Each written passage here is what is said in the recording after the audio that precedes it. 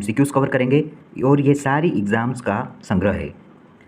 अगर आप सच्चे दिल से मेहनत कर रहे हैं तो आप इस वीडियो को नॉन स्टॉप देखने की कोशिश करना। अगर आप वाकई सरकारी नौकरी चाहते हैं तो आप पूरे डेडिकेशन के साथ इस वीडियो को देखें। चलिए स्टार्ट करते हैं। हमारा टॉपिक जो है कंप्यूटर का परिचय एवं सुरक्षित कार्य पद्धतियाँ तथा computer components, introduction of computer and self working practice and computer components. इससे संबंधित 500 MCQs इस वीडियो में कंप्लीट किए जाएंगे। इस वीडियो को आप एक रिवीजन सीरीज़ के तौर पर भी ले सकते हैं जिसमें हम ज़्यादा टाइम नहीं देंगे। यूनिवेक है यूनिवर्सल ऑटोमेटिक कंप्यूटर। किसी पीढ़ी में ट्रांजिस्टर को प्रयोग में लाया गया था? द्वितीय पीढ़ी में। जापानी पंचम जनन कंप्यूटर्स के लिए किस भाषा को आधार की तरह प्रयोग में लिया जा रहा है? प्रोलॉग की तरह। सामान्य घरेलू कंप्यूटर किसका उदाहरण है? माइक्रो कंप्यूटर का।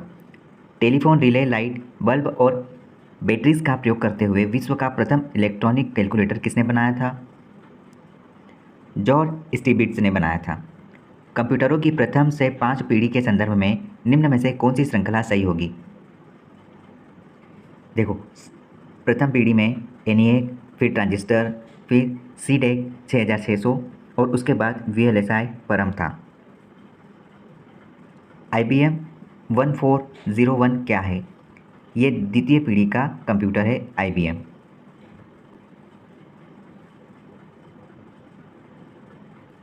कंप्यूटर की पीढ़ियों के संदर्भ में स्तंभ 1 तथा स्तंभ 2 पर विचार करो।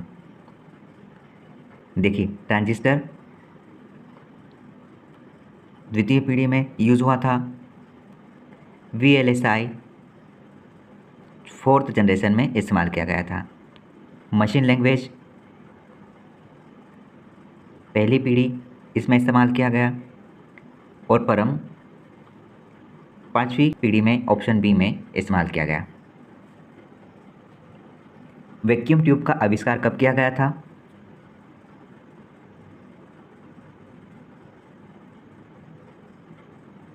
(1942) इसका आंसर होना चाहिए, लेकिन ऑप्शन में नहीं है और एग्जामिनर ने इसको डिलीट किया था, जो कि स्टार लगा हुआ है। ठीक है। क्वेश्चन नंबर 11, विश्व का प्रथम लैपटॉप कंप्यूटर कब और किसके द्वारा मार्केट में प्रस्तुत किया गया था? लैपलिंक ट्रेवलिंग सॉफ्टवेयर 1982 में। PDF का मतलब क्या हुआ? पोर्टेबल दस्तावेज प्रारूप।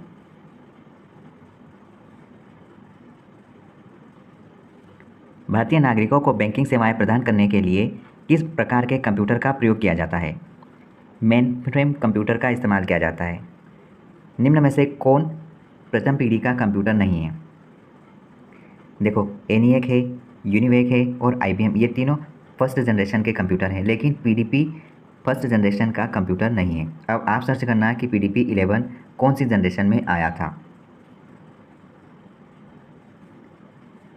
हम कंप्यूटर की गति को माइक्रोसेकंड में व्यक्त करते हैं। निम्नलिखित में से कौन सा एक माइक्रोसेकंड के बराबर होगा? 10⁻⁻6 सेकंड एक माइक्रोसेकंड के बराबर है। इसकी एक टेबल होती है, देखो यहाँ पर व्याख्या दिया है। 10⁻9 को एक नैनो सेकंड कहा जाता है। 3 जो होता है उसको मिली कहा जाता है, 6 को माइक्रो कहा जाता है और 2 को 10 मिली सेकंड कहा जाएगा। निम्नलिखित में से कौन अमेरिकी मानकों के आधार पर OCR फॉन्ट है? OCR-A। OCR-A तथा OCR-B इलेक्ट्रॉनिक उपकरणों पर ऑप्टिकल कैरेक्टर रिकग्निशन के लिए डिज़ाइन किए गए स्टैंडर्ड मोनोस्पेस फॉन्ट है। कंप्यूटर किस पीढ़ी में इसके परिपथ के लिए वैक्यूम ट्यूब का इस्तेमाल करते थे? पहली पीढ़ी में। कंप्यूटर की किस पीढ़ी में इसकी परिस्थिति विद्युत परिपथ तंत्र के लिए इंटीग्रेटेड सर्किट चिप का उपयोग किया गया? IC चिप का उपयोग तृतीय पीढ़ी में हुआ था। निम्न में से कौन भारतीय सुपर कंप्यूटर का उदाहरण नहीं है? AS400 जो कि सुपर कंप्यूटर का एग्जाम्पल नहीं है, मतलब परम और अनुराग यह सुपर कंप्यूटर के उदाहरण हैं। AS400 को IBM सीरीज़ I सीरीज़ भी कहा जाता है और यह एक मिड रेंज सर्वर है जिसे डिस्ट्रीब्यूटेड नेटवर्क के रूप में उपयोग किया जाता है। ठीक है। हम हर किसी का एक्सप्लेनेशन नहीं पढ़ेंगे, जहाँ ज़रूरत होगी वहाँ हम रीड करेंगे। अगर आपको फिर भी एक्सप्लेनेशन की ज़रूरत होगी तो आप वीडियो पॉज करके उसे पढ़ सकते हैं।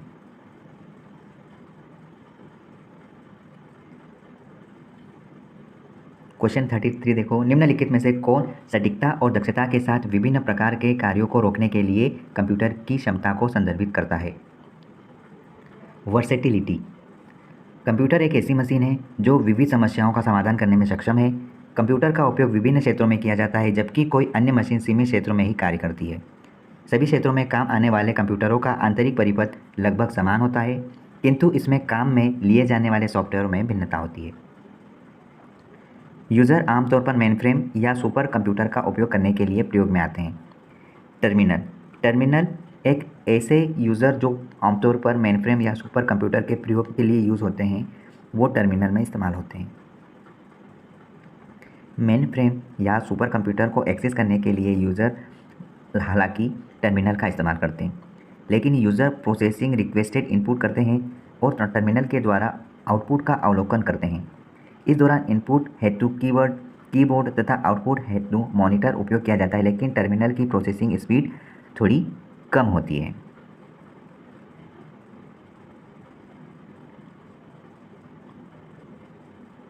निम्नलिखित में से किसका उपयोग दूसरी पीढ़ी मतलब सेकेंड जनरेशन के कंप्यूटर में किया गया? ट्रांजिस्टर। विनिर्दिष्ट विश्लेषीकृत काम करने के लिए डिज़ाइन किए गए कंप्यूटर कौन से हैं?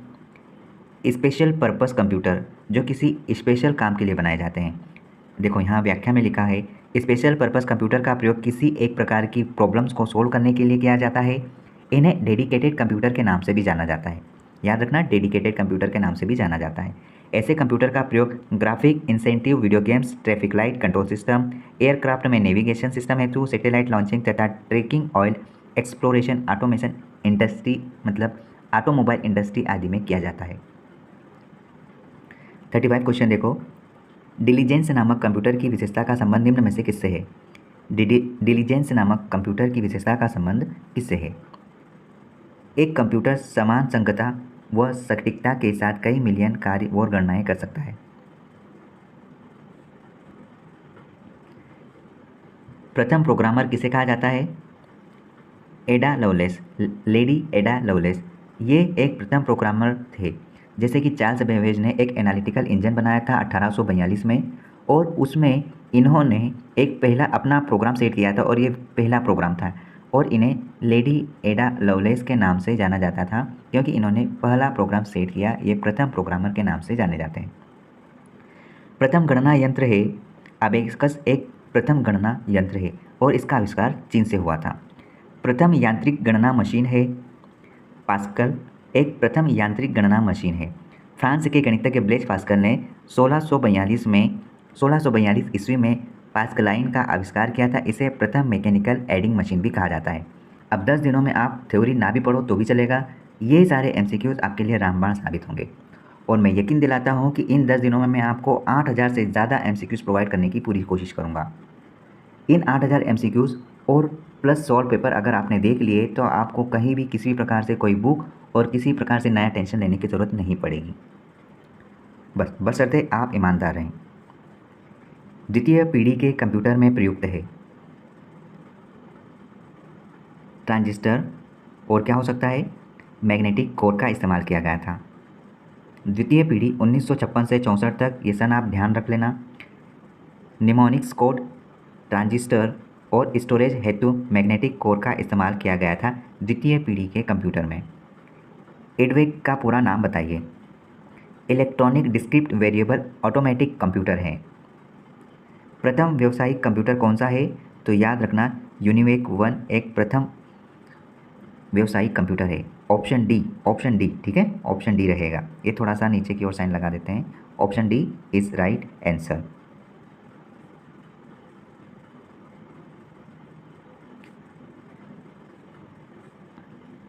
प्रथम पूर्ण स्वचालित विद्युत यांत्रिक गणना यंत्र किसे कहा जाता है?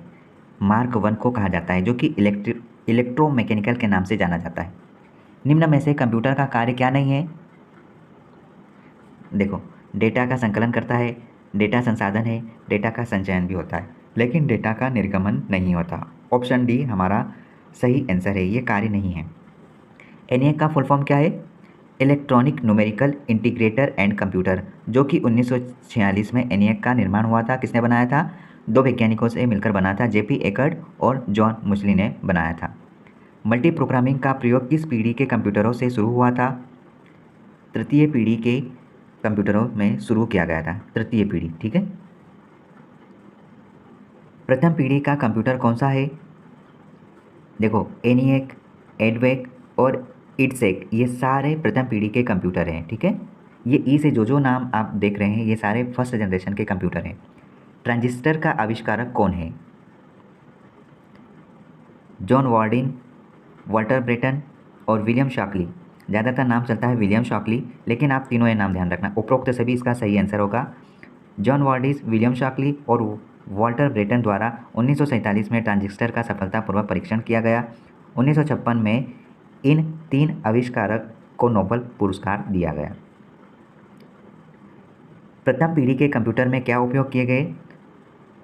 वैक्यूम ट्यूब इस्तेमाल होता था, मशीनी भाषा का इस्तेमाल किया गया और साथ ही मैग्नेटिक ड्रम का इस्तेमाल होता था।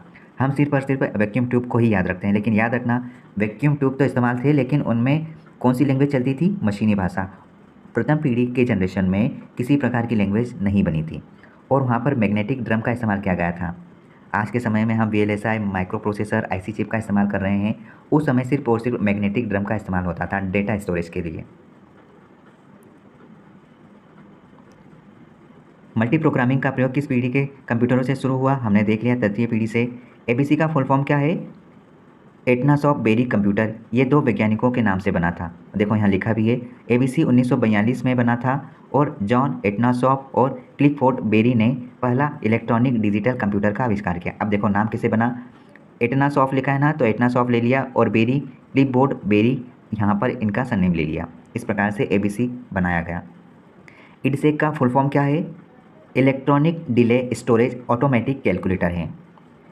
प्रथम पीढ़ी के कंप्यूटरों में ये सभी इस्तेमाल किए गए थे। समाकलित परिपथ मतलब कि इंटीग्रेटेड चिप अर्थात IC चिप का प्रयोग कंप्यूटर की किस पीढ़ी में किया गया? तो IC चिप का इस्तेमाल तृतीय जनरेशन में किया गया और यहाँ पर ट्रांजिस्टरों के स्थान पर इंटीग्रेटेड सर्किट का इस्तेमाल किया जाने लगा। SSI और MSI का इस्तेमाल किया गया कब? जब तृतीय पीढ़ी आई थी। स्मॉल स्केल इंटीग्रेशन और मीडियम स्केल इंटीग्रेशन इनका नाम है। फुल फॉर्म आप अच्छे से ध्यान रखना।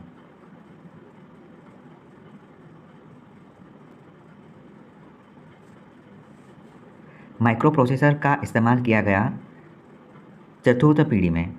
इंटीग्रेटेड सर्किट IC चिप का विकास किया जॉन मोचली और जे किपली ने। IC चिप का विकास 1958 में जे किपली ने तथा रॉबर्ट नोई ने किया था। यह सिलिकॉन और जर्मेनियम के बने सेमीकंडक्टर पदार्थ होते हैं। LSI और VLSI का उपयोग कब हुआ था? तो याद रखना LSI और VLSI का इस्तेमाल चतुर्थ पीढ़ी में किया गया था। LSI मतलब कि लार्ज स्केल इंटीग्रेशन और VLSI मतलब कि वेरी लार्ज स्केल इंटीग्रेशन, मतलब बहुत बड़े पैमाने पर इस्तेमाल किया जाने सकने वाला। मशीनी लैंग्वेज है मशीन इंडिपेंडेंट, ठीक है, एरर प्रोन, ठीक, और प्रोग्राम बनाने में कठिन, ये सारी मशीन लैंग्वेज है उपरोक्त सभी। पंच कार्ड विकसित किया, किसने विकसित किया? तो याद रखना इसमें से किसी ने भी पंच कार्ड का इस्तेमाल मतलब कि इम्प्लीमेंट नहीं किया था। पंच कार्ड 1890 में आया और याद रखना पंच कार्ड हर्मट होलरिथ ने विकसित किया था। मिनी कंप्यूटर को क्या कहा जाता है? मिनी कंप्यूटर को मिड रेंज कंप्यूटर के नाम से भी जाना जाता है। कंप्यूटर जो एनालॉग एवं डिजिटल डाटा प्रोसेस करता है क्या कहलाएगा? हाइब्रिड कंप्यूटर कहलाता है, क्योंकि इसमें एनालॉग और डिजिटल दोनों सिस्टम अवेलेबल होते हैं। हाइब्रिड कहलाता है। जिसमें एनालॉग होगा उसको एनालॉग और जिसमें डिजिटल होगा उसको डिजिटल, लेकिन एनालॉग और डिजिटल जो दोनों में होता है उसको हाइब्रिड कहा जाता है, हाइब्रिड कंप्यूटर। किस प्रकार के कंप्यूटर 8 कोड का उपयोग करते हैं? मेनफ्रेम कंप्यूटर 8 कोड का इस्तेमाल करते हैं। ULSI का प्रयोग किया गया। ULSI का प्रयोग 5वीं पीढ़ी में किया गया। इसका full form ultra large scale integration है, जो सुपर लार्ज स्केल इंटीग्रेशन का विकास करके गणना क्षमता अत्यधिक तीव्र बनाई गई। भारत के प्रथम सुपर कंप्यूटर जो कि परम है, परम का विकास CDEC द्वारा हुआ, ठीक है, लेकिन CDEC का फुल फॉर्म बता दो आप। तो याद रखना CDEC का फुल फॉर्म है centre for development of advance computing. Super computer की क्षमता को मापा जाता है, किस में मापेंगे? फ्लोटिंग पॉइंट ऑपरेशन प्रति सेकंड में मापते हैं। निम्न में से विशेष उद्देश्य कंप्यूटर कौन कौन से हैं? तो ABC विशेष उद्देश्य कंप्यूटर है, किसी पर्पस से बनाया था। पर्पस यही स्पीड का काम, और एक इलेक्ट्रॉनिक डिजिटल कंप्यूटर था। कंप्यूटर में संग्रहित सूचना होती है, कंप्यूटर में डिजिटल सूचनाएं होती है। अब डिजिटल ही होगी, डिजिटल मतलब कि सॉफ्टवेयर सिस्टम में ये डिजिटल रूप होता है। डिजिटल कंप्यूटर का कार्य है, गणना के सिद्धांत के अनुसार डिजिटल कंप्यूटर कार्य करता है। पहला माइक्रो प्रोसेसर बनाने वाली कंपनी कौन सी थी? याद रखना कि पहला माइक्रो प्रोसेसर बनाने वाली कंपनी इंटेल है, इंटेल। ऑप्शन बी, जो कि 1971 में पहला माइक्रो प्रोसेसर इंटेल कंपनी ने बनाया। माइक्रो प्रोसेसर का ये नंबर ध्यान रखना, बहुत ज़्यादा इंपॉर्टेंट है, इंटेल 4004। सुपर कंप्यूटर को किस में मापते हैं? ऑप्शन ए में। अनुपम क्या है? अनुपम एक सुपर कंप्यूटर का नाम है। यूनिवेक का फुल फॉर्म, तो याद रखना यूनिवेक का फुल फॉर्म है यूनिवर्सल ऑटोमेटिक कंप्यूटर, जो कि प्रथम व्यावसायिक कंप्यूटर का नाम रखा गया था, और इसका निर्माण GEC मतलब कि जनरल इलेक्ट्रॉनिक कॉरपोरेशन के द्वारा किया गया था। पहला माइक्रो प्रोसेसर बनाने वाली कंपनी आप सभी जानते हैं इंटेल है, जो कि 1971 में बनी थी।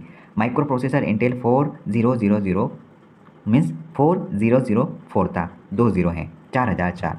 सर्वप्रथम पंचकार्ड का प्रयोग करने वाले वैज्ञानिक का नाम बताइए? तो हरमन होलरिथ हमने देखा है नी, इन्होंने आविष्कार किया था। लेकिन यहाँ पर पंचकार्ड का उपयोग सर्वप्रथम जोसेफ मेरी जेकार्ड द्वारा जेकार्ड विबिंग लूम मशीन में किया गया था। ठीक, वहाँ पंचकार्ड के आविष्कार हरमन होलरिथ थे, लेकिन यहाँ पर प्रयोग करने वाला वैज्ञानिक कौन सा था? यहाँ पर फिर आप देख लो, जोसेफ मेरी है। दोनों क्वेश्चन आप थोड़े से ध्यान रखना। जॉन नेपियर अन्वेषक है किनके? लघु गुणक के। जॉन नेपियर यहाँ पर लघु गुणक के अन्वेषक हैं। EKA सुपर कंप्यूटर्स के विषय में निम्नलिखित में से कौन सा कथन सही है? आपको जैसे कि दिख रहा है, तो डायरेक्ट हम यहाँ पढ़ देते हैं। परम युवा सुपर कंप्यूटर की निष्पादन गति EKA से अधिक है। निम्न में से कौन भारतीय सुपर कंप्यूटर का उदाहरण नहीं है? मतलब कि 3 है, 1 नहीं होगा। परम है, अनुराग है, लेकिन AS400 नहीं है। AS400 को IBM i सीरीज़ भी कहा गया है। ये एक मिड रेंज सर्वर है जिसे डिस्ट्रीब्यूटेड नेटवर्क में उपयोग किया गया। कृत्रिम बुद्धि मतलब कि आर्टिफिशियल इंटेलिजेंस के साथ अंतरिक्ष में उड़ने वाला पहला रोबोट कौन सा है? साइमन। साइमन मतलब कि क्रू इंटरेक्टिव मोबाइल कंपेनियन एक हेड शेष 41 रोबोट है जिसे इंटरनेशनल स्पेस स्टेशन में उपयोग किया गया। भारत के प्रथम सुपर कंप्यूटर जो कि 8000 है, इसका शुभारंभ वर्ष बताइए? 1991। याद रखना, भारत के प्रथम सुपर कंप्यूटर 8000 का इस्तेमाल 1991 में इनोवेट किया गया और इस्तेमाल होने लगा। इंडियन सुपर कंप्यूटर 8000 सीडेक के द्वारा 1 जुलाई 1991 में बनाया गया, शुभारंभ किया गया। किस जनरेशन के कंप्यूटर आर्टिफिशियल इंटेलिजेंस पर आधारित है? 5th जनरेशन, अभी की जनरेशन, वर्तमान जनरेशन। अभी तक कुल 5 जनरेशन आ चुकी है। अब 5 जनरेशन में क्या क्या इस्तेमाल हुआ, कौन कौन सी सन तक जनरेशन चली, ये आपको अच्छे से ध्यान होना, क्योंकि सबसे बेसिक क्वेश्चन है कंपटीशन में, यहाँ से एक क्वेश्चन आना ही आना है। तय है, 100% तय है। अगर कंपटीशन एग्जाम हो रही है तो यहाँ से क्वेश्चन बनना ही बनना है, आप लिख के ले लो। AERO किसका संक्षिप्त रूप है? याद रखना, authentic, energetic, reflective and open को कहा जाता है। निम्न में से किस अमेरिकन कंपनी को बिग ब्लू कहा जाता है? Big blue. IBM को बिग ब्लू के नाम से भी जाना जाता है, ध्यान रखना। माइक्रो प्रोसेसर की घड़ी का वेग नापा जाता है किसमें? मेगाहर्ट्ज में। Option A. इस जनरेशन के कंप्यूटर आर्टिफिशियल इंटेलिजेंस पर आधारित है। 5th जनरेशन हमने देख लिया है। तृतीय जनरेशन के कंप्यूटर की डेवलपमेंट शुरू हुई थी IC चिप से। निम्न में से कौन सी प्राचीन यांत्रिक गणना युक्ति नहीं है? अबेकस है प्राचीन में, यहाँ से गणना होती थी। नेपियर बोन्स से भी गणना होती थी, स्लाइड रूल से भी गणना होती थी। लेकिन ये डिफरेंशियल कैलकुलेटर क्या चीज़ है? ये तो उस समय आई नहीं थी, ये तो अभी का पार्ट है। एक अवधि में कंप्यूटर में IC के उपयोग ने कंप्यूटर के आकार और लागत को कम कर दिया।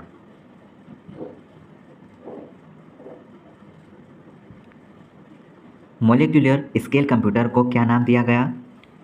नैनो कंप्यूटर, याद रखना मोलेक्युलर स्केल कंप्यूटर को यहाँ पर नैनो कंप्यूटर का नाम दिया गया। क्विक टाइम फॉर्मेट किस कंपनी ने विकसित किया? Quick time format Apple company ने विकसित किया। याद रखना क्विक टाइम फॉर्मेट की बात की गई है जो कि एप्पल कंपनी ने विकसित किया। मोस्ट इम्पोर्टेंट पॉइंट, कंप्यूटर की बुनियादी वास्तुकला को किसके द्वारा सबसे पहले विकसित किया गया था? कंप्यूटर की बुनियादी वास्तुकला को जॉन वॉन न्यूमैन ने विकसित किया था। यह नाम ध्यान रखना, आप चाल से बेबस मत करना। उन्होंने 1842 में एनालिटिकल इंजन बनाया था। अब मेरे को ये बताओ कि ठीक 20 साल बाद 1822 में क्या बनाया था उन्होंने बनाया था डिफरेंस इंजन। ठीक है, द्वितीय पीढ़ी के कंप्यूटर विकसित किए गए थे। मेरे को डेट बताओ इसकी, लेकिन यहाँ तो आंसर लिखा है तो डायरेक्ट आप बोल सकते हैं यहाँ पर 1956 से 1965 तक, लेकिन आपको ये सारी पीढ़ी की डेट ध्यान होना चाहिए। निम्नलिखित में से कौन सा कंप्यूटर का मूल कार्य नहीं है? तो याद रखना कंप्यूटर का मूल कार्य टेक्स्ट को स्कैन करना नहीं है। वो इनपुट करता है, प्रोसेस करता है और स्टोर करता है। टेक्स्ट को स्कैन वगैरह का कोई काम नहीं करता, ये प्रिंटर और स्कैनर का काम है। निम्न में से कौन सा RISC प्रोसेसर का वेद गुण नहीं है? वेरिएबल लेंथ इंस्ट्रक्शन फॉर्मेट, जो कि RISC प्रोसेसर का वेद गुण नहीं है। कंप्यूटर के कॉन्फ़िगरेशन से क्या आशय है?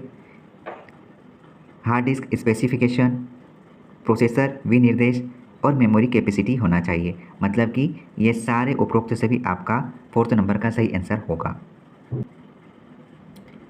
इनमें से कौन सा सुपर कंप्यूटर के रूप में नहीं जाना जाता? देखो, परम सुपर कंप्यूटर है IBM सेक्वा, ये है FU, ये है, लेकिन डेली लैटिट्यूड नहीं है सुपर कंप्यूटर। ऑप्शन डी आपका सही आंसर होगा। डिसीजन टेबल में बाएं नीचे का चतुर्थांश क्या कहलाएगा? एक्शन स्टब कहलाता है। डिसीजन टेबल में बाएं नीचे का चतुर्थांश एक्शन स्टब कहलाता है। सूचना संग्रहण के संदर्भ में रैंकिंग स्केल प्रश्न में उत्तरदाता से क्या कहा जाता है? वस्तु सूची को उपयोगिता के क्रम में श्रेणीबद्ध करने के लिए चेकसम का प्रयोग किया जाता है। त्रुटि पहचानने के लिए निम्नलिखित में से वह कौन सी प्रणाली है जो वास्तविक डेटा प्रोसेसिंग न करके एक पर्यवेक्षक के रूप में कंप्यूटर की अन्य इकाइयों के मध्य नियंत्रण और समन्वय का कार्य करती है? Control unit.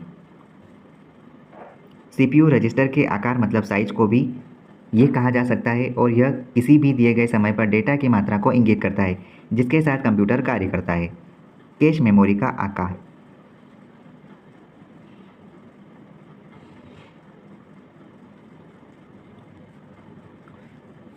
CSA से क्या तात्पर्य है? फुल फॉर्म बताइए। कंप्यूटर स्पीड एडिशन कहलाता है CSA, computer addition speed. Pipeline processor में रजिस्टर का नामकरण किया जाता है, कुछ प्रकार के खतरों से निपटने के लिए किया जाता है। निम्नलिखित में से कौन कंप्यूटर सिस्टम के समग्र कामकाज को नियंत्रित करता है?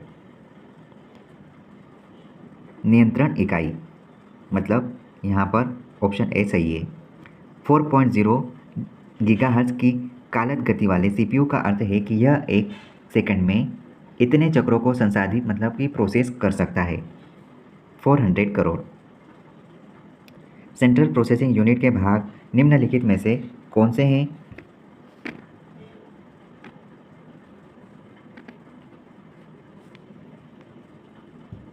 हमारा आंसर है कंट्रोल यूनिट और arithmetic logic unit. Next question है यहाँ पर, निम्नलिखित में से कौन सा एक प्रकार का कंप्यूटर आर्किटेक्चर और इसकी उपश्रेणियाँ है? वॉन न्यूमैन और माइक्रो आर्किटेक्चर। निम्नलिखित में से कौन सा आर्किटेक्चर डेटा टाइप के विस्तृत श्रृंखला के लिए है? IA32। रजिस्टर किसका समूह है? तो याद रखना रजिस्टर फ्लिप फ्लॉप का समूह है। निम्नलिखित में से कौन सी यूनिट अत्यंत प्रयोक्ता को डेटा प्रस्तुत करती है? अंत्य प्रयोक्ता को डेटा प्रस्तुत करती है। आउटपुट यूनिट अंत्य प्रयोक्ता को डेटा प्रस्तुत करती है। कौन सा ऑब्जेक्टिव एक CPU रजिस्टर है जिसका उपयोग प्रोग्राम निष्पादन के दौरान अगले निर्देश के एड्रेस को संग्रहित करने के लिए किया जाता है? Program counter. यदि एक CPU की क्लॉक स्पीड 256 गीगाहर्ट्ज़ है तो वह एक सेकंड में कितने निर्देशों मतलब कि इंस्ट्रक्शन को प्रोसेस कर सकता है? 256 बिलियन में है। निम्नलिखित विकल्पों में से कौन सभी अंकगणितीय तथा तार्किक प्रचालन एंड और नेट करता है? ALU। निम्नलिखित कथनों में से सही या गलत की पहचान करें। कंप्यूटर की कंट्रोल यूनिट मतलब कि CU डेटा की कोई वास्तविक प्रोसेसिंग नहीं करती। हाँ, सही बात है, प्रोसेसिंग तो नहीं करता। CPU को एकीकृत परिपथ मतलब कि IC चिप में बनाया गया है और इसे माइक्रो प्रोसेसर के रूप में भी जाना जाता है। बिल्कुल सत्य बात है। फ्लैट बेड स्कैनर इनपुट और आउटपुट डिवाइस दोनों के रूप में काम करता है। देखो, फ्लैट बेड स्कैनर इनपुट और आउटपुट दोनों के रूप में काम नहीं करता। ठीक है, मतलब कि ऑप्शन डी हमारा सही आंसर है। ए और बी हमारा सही है, सी वाला गलत है। इसका एक्सप्लेनेशन भी मैं आपको थोड़ा सा दिखा देता हूँ। देखो, यहाँ पर कुछ इस प्रकार से बोला गया था, दो मुख्य प्रकार की कंप्यूटर चिप प्राइमरी चिप तथा माइक्रो प्रोसेसर चिप होती है। प्राइमरी स्टोरेज में मेन स्टोरेज या मेमोरी भी कहते हैं। ये कंप्यूटर में एक ऐसा एरिया है जहाँ डेटा को कंप्यूटर प्रोसेस द्वारा तीव्रता से एक्सेस करने के लिए डाटा स्टोर करना होता है। माइक्रो प्रोसेसर को लॉजिकल चिप भी कहा गया। बिल्कुल सत्य बात है। माइक्रो प्रोसेसर एक कंप्यूटर प्रोसेसर होता है, बिल्कुल सही, जो माइक्रो चिप पर स्थित होता है। बिल्कुल सही बात है उनकी। ALU निम्नलिखित का पार्ट है। ये CPU का पार्ट है। CPU के अंदर ALU होते हैं, फिर मेमोरी होती है जिसमें प्राइमरी और सेकेंडरी मेमोरी होते हैं। और ALU का फुल फॉर्म सर्च करो और ये किसके लिए यूज़ होता है वो भी आप सर्च कर लेना। निम्नलिखित में से कौन सा विकल्प CPU के प्रमुख घटकों को दर्शाता है? देखो, CPU के अंदर ALU होता है और CPU हमेशा रजिस्टर से ही जुड़ा होता है। देखो, CPU के अंदर ALU रहता है, कंट्रोल यूनिट होते हैं और रजिस्टर होते हैं। ठीक है, ये CPU है ना, रजिस्टर के हेल्प से ही डेटा मतलब जो भी इंफॉर्मेशन होता है उनको उस पर वर्क करता है और आउटपुट देता है। अब मेरे को ये बताइए कि CPU के अंदर जो रजिस्टर है, इन रजिस्टर तक डेटा कौन पहुँचाता है? तो याद रखना, फ्लैश मेमोरी पहुँचाता है। फ्लैश मेमोरी फटाफट, एकदम फटाक से प्राइमरी मेमोरी से डेटा फ्लैश मेमोरी में जाता है और फ्लैश मेमोरी फटाफट CPU में ट्रांसफ़र करती है। लेकिन CPU में डायरेक्ट ट्रांसफ़र नहीं होती, ये रजिस्टर के अकॉर्डिंग ही ट्रांसफ़र होती है। रजिस्टर में डेटा रहेगा तभी CPU उस पर वर्क करेगा, वरना वर्क नहीं कर सकता।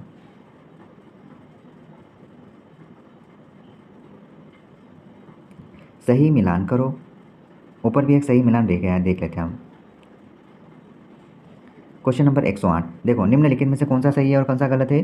तो हम डायरेक्ट आंसर पर आते हैं। पहला सही है, हम देख लेते हैं। कैश मेमोरी यादृच्छिक अभिगमन स्मृति मतलब कि रैम और केंद्रीय प्रक्रमण इकाई CPU के बीच में रखी जाने वाली एक बहुत ही तीव्र स्मृति मेमोरी है। बिल्कुल सही बात है। देखो, रैम कभी भी अपने पास कोई डेटा स्टोर नहीं करती, लेकिन ये है नहीं, टाइमिंग के लिए ज़्यादा जानी जाती है। मतलब कि ये बहुत ही जल्दी वर्क करती है। जैसे इसके पास कुछ चीज़ दी तो ये अपने पास एक सेकंड भी नहीं रखेगी, ये आगे ही CPU को प्रोसेस कर देती है और ये कौन ले जाता है? फ्लैश मेमोरी CPU तक पहुंचाता है। और CPU में कौन द्वारपाल कौन होता है? रजिस्टर होते हैं। रजिस्टर CPU को ये डेटा देते हैं, तब जाके CPU वर्क करता है और जो भी आंसर आता है वो रजिस्टर को देगा और रजिस्टर उसे बाहर फेंकेगा, मतलब कि आउटपुट। अगला पॉइंट देखो, CPU की तर्क इकाई संख्याओं, अक्षरों और विशेष वर्गों की तुलना करती है। बिल्कुल सही बात है, ये लॉजिक यूनिट है। तीसरा पॉइंट बोल रहा है कि नियंत्रण इकाई मतलब कि कंट्रोल यूनिट कंप्यूटर के इनपुट और आउटपुट डिवाइस का समन्वय करती है। क्या ये सही है? बिल्कुल सही है ये बात भी, क्योंकि यही तो मैनेज करता है, यही तो कंट्रोल कर रहा है सारे पार्ट को। आगे देखते हैं।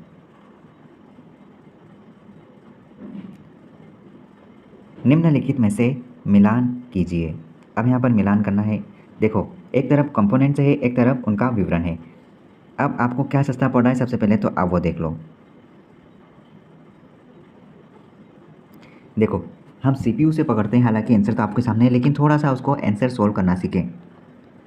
यहाँ पर जैसे CPU कहा है तो CPU मेरे को डायरेक्ट नज़र आ रहा है। CPU के अंदर ALU कंट्रोल यूनिट और रजिस्टर होते हैं। अब आप ऑप्शन में जाओ कि C का 4 कहाँ है, तो C का 4 A और B में है। ठीक है, इतना तो समझ में आता है। एक तो हमने कंप्लीट कर लिया कि CPU का 3rd का 4 है और ये 2 में आ रहा है, पहले और दूसरे में आ रहा है। अब हम देखेंगे कि यहाँ पर और क्या बन सकता है। देखो, 4th वाले को पकड़ते हैं। ICR मतलब कि intelligence character recognition full form है और ये ऑप्शन ए में मैच हो रहा है, मतलब कि ऑप्शन ए हमारा सही आंसर है। पहले का दूसरा आएगा। CRT एक प्रकार का आउटपुट डिवाइस है और इधर ऑप्शन ए का ऑप्शन 4 बनेगा और यहाँ पर WSI XCMOS टेक्नोलॉजी है। ठीक है, निम्नलिखित में से कौन से या कौन सा कंप्यूटर चिप के मुख्य प्रकार है? प्राइमरी चिप और माइक्रो प्रोसेसर दो ही प्रकार की चिप होती है, ध्यान रखना। MFLOPS क्या है?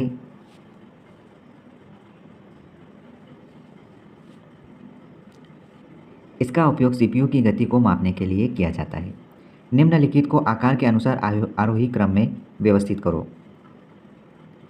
MFLOPS GF और TF इस प्रकार से बनेगा। निम्न में से कौन सा रिड्यूस इंस्ट्रक्शन सेट मतलब RISC का गुण है? Variable length instruction format. निम्नलिखित में से कौन सी डेटा हैजार्ड पाइपलाइन प्रोसेसर को हानि रहित हैजार्ड है? Red after red RAR। निम्न में से सत्य कौन सा है? SRAM और DRAM दोनों ही रैम है, लेकिन यहाँ पर SRAM DRAM से हाई स्पीड है, तीव्र है। कंप्यूटर में निम्न में से किसके उपयोग के द्वारा लोकेलिटी के सिद्धांत से जस्टिफाई किया जाता है? कैश मेमोरी से। मैंने पीछे शायद कैश की जगह फ्लैश बोला होगा, तो थोड़ा अपडेट कर लेना, क्योंकि कैश मेमोरी ही डेटा ट्रांसफ़र करती है, ठीक है, वो फ्लैश अलग होता है। माना कोड ऑप्टिमाइजेशन के लिए प्रोग्राम कोड के विभिन्न रूप हैं। माना कोड ऑप्टिमाइजेशन के लिए प्रोग्राम कोड के विभिन्न रूप है। ऑप्टिमाइज करना संभव है? जी हाँ, सोर्स कोड, इंटरमीडिएट कोड और टारगेट कोड। कंपाइलर के कॉन्टेक्स्ट में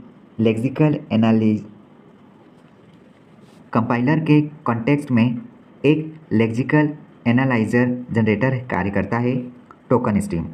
निम्न फंक्शन लोडर द्वारा परफॉर्म्ड नहीं है। ट्रांसलेशन।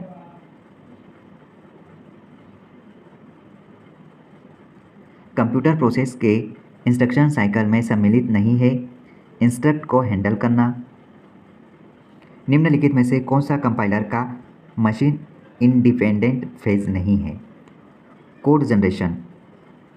निम्नलिखित में से असेंबली लैंग्वेज सोर्स कोड के संदर्भ में मैक्रो के बारे में असत्य है। देखो, जो सत्य है वो देखते हैं। यह इंस्ट्रक्शन के ग्रुप के लिए सिंगल लाइन संक्षिप्त रूप है। मैक्रो नेम ऑपरेशन निमोनिक के रूप में उपयोगी है। मैक्रो कॉल्स को मैक्रो डेफिनेशन से रिप्लेस किया जाता है, लेकिन मैक्रो डेफिनेशन भी एक एक्सपोनेंट सोर्स कोड अपीयर होता है, जो कि गलत है।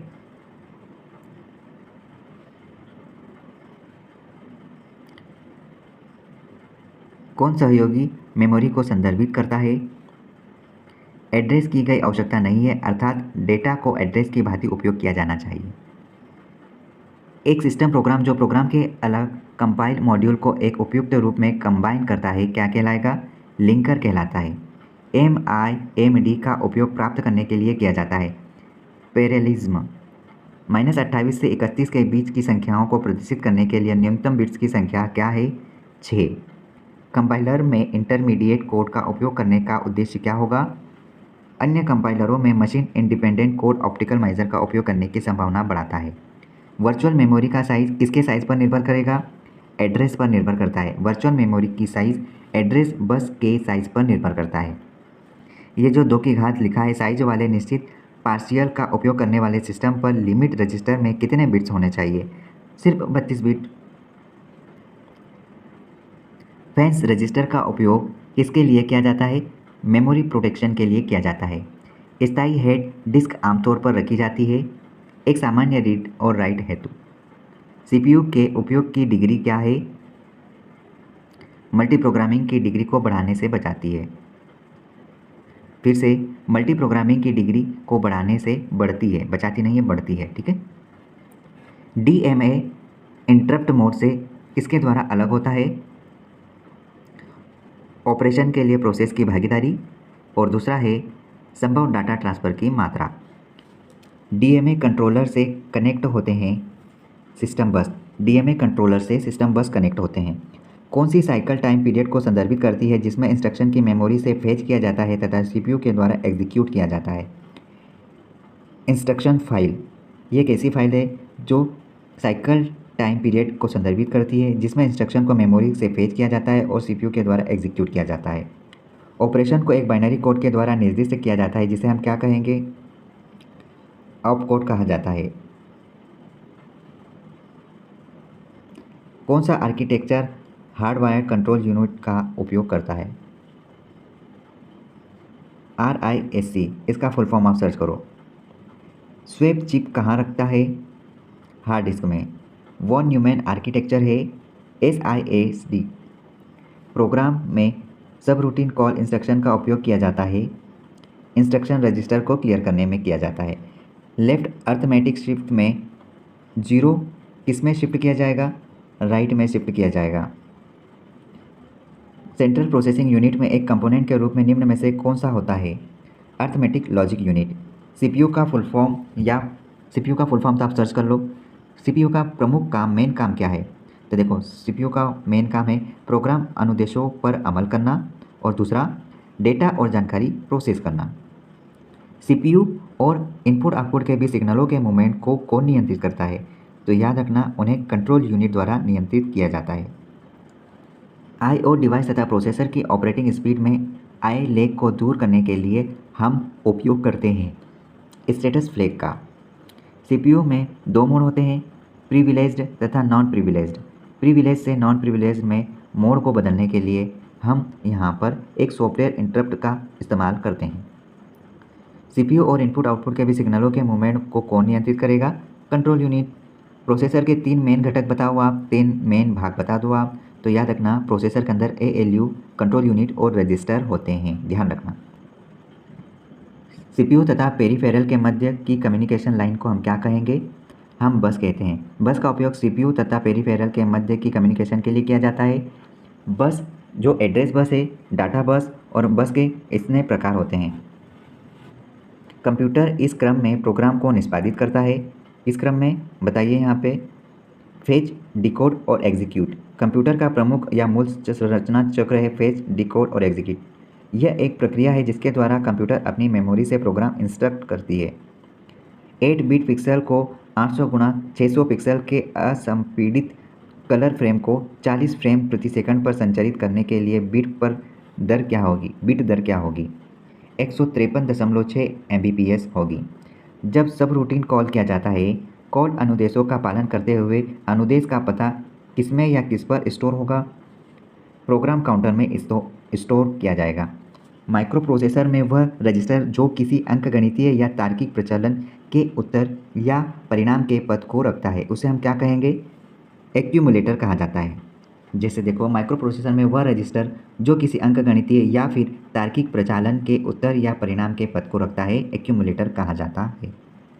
यदि किसी सिग्नल की अवधि 1000 मीटर सेकंड है तो किलो हर्ट्ज में इसकी आवृत्ति क्या होगी? 10⁻³ किलो हर्ट्ज। फ्लिप फ्लॉप का सेट क्या कहलाएगा? रजिस्टर कहलाता है। एक DMA नियंत्रक जुड़ा होता है, सिस्टम बस। अंकों का समूह प्रत्येक पते में प्रवाहित स्मृति के तौर पे संदर्भित किया जाता है, memory word. Software system architecture के संदर्भ में रिक्त स्थान की पूर्ति कीजिए। आर्किटेक्चर में सिस्टम में बड़ा प्रसंस्करण इस प्रकार व्यवस्थित किया जाता है कि प्रत्येक प्रसंस्करण घटक भिन्न तथा एक प्रकार का डेटा रूपांतरण करता है। डेटा एक घटक से दूसरे घटक में प्रसंस्करण के लिए प्रवाहित होता है।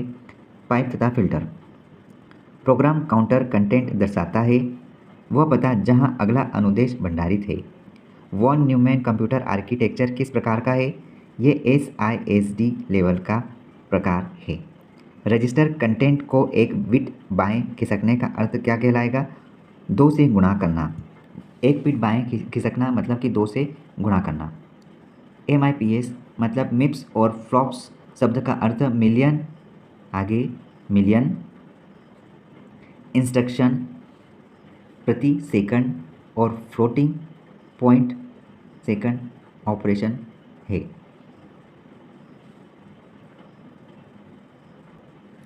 कंप्यूटर सिस्टम के मदरबोर्ड के वर्गीकरण के लिए निम्नलिखित में से कौन सा कैरेक्टर नहीं है? अंकगणितीय और तार्किक इकाई। सूचना को द्विआधारी रूप से मानव स्वीकार्य रूप में बदलता है तो आउटपुट इंटरफेस कहलाता है। CPU का वह भाग जो कंप्यूटर और अन्य घटकों की सभी कार्यक्षमता का समन्वय करता है, नियंत्रण इकाई कहलाता है।